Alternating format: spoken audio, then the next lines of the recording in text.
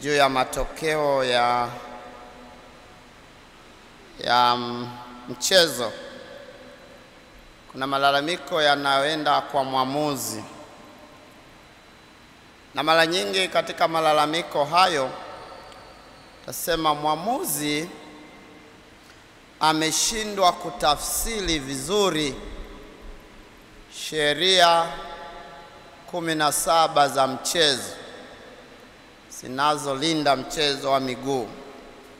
Na hivi kunakuwa na malalamiko, manunguniko, kutokuridhika, na wengine wanafikiria hata kuachana na mambo ya mpira. Ndugu zangu, kwa namna hiyo ndivyo ilivyo juu ya wito wetu.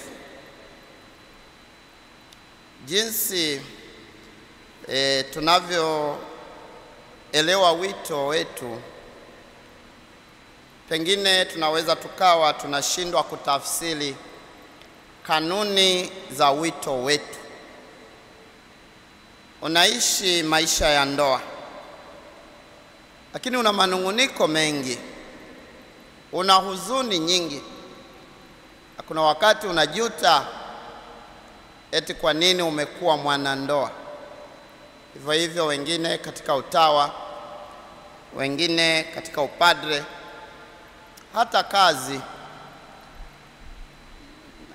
unajikuta huridhiki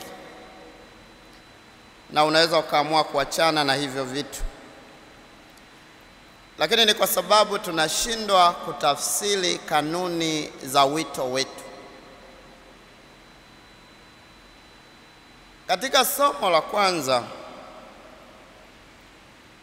Ibrahimu anashindwa pia kutafsiri upendo wa Mwenyezi Mungu kwa watu wake, kwa sababu maovu yamekuwa mengi duniani. Basi tafsiri tunayokuwa nayo ni kwamba Mwenyezi Mungu aangamize taifa letu au awaangamize waovu. Hiyo ndio tafsiri tunayokuwa nayo, na daima tusingependa kuona waovu wakistawi, wakifanikiwa, kama ni kuita mafanikio.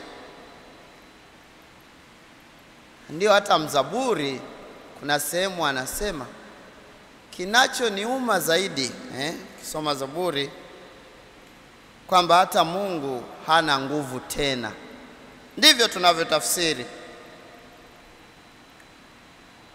Kwa nini waovu waendelee kuneemeka? Kwa nini wacha Mungu wawe na matatizo na mahangaiko?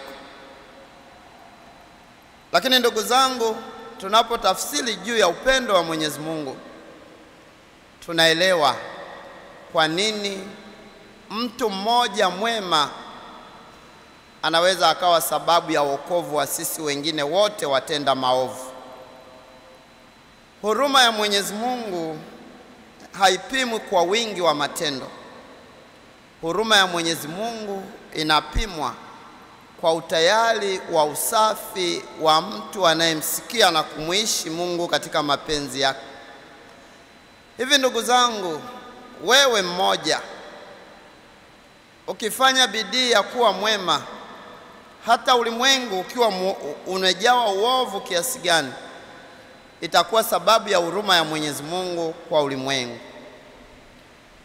Hivyo hivyo wengine tunaacha wito, labda upadre, mwingine ataacha utawa, ni kwa sababu tunashindwa kutafsiri juu ya wito wetu vile itupasavyo. Ndio maana Kristo anasema kwamba unapoamua kumfuata, basi ufanye bidii kujitenga na ulimwengu na malimwengu. Lakini kwa sababu wito wetu ni kati ya watu, tutabaki tumezungukwa na malimwengu, lakini tuweze kuwa sababu ya wokovu wa malimwengu, sio sisi kuishi kama walimwengu. Tukiri dhambi zetu ili tupate kustahilishwa kuadhimisha mafumbo matakatifu.